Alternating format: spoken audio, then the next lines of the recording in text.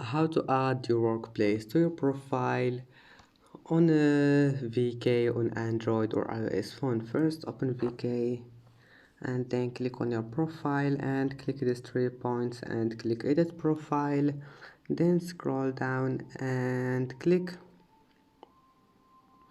this one, career, and then click add workplace, and here is it. Now just add your workplace here,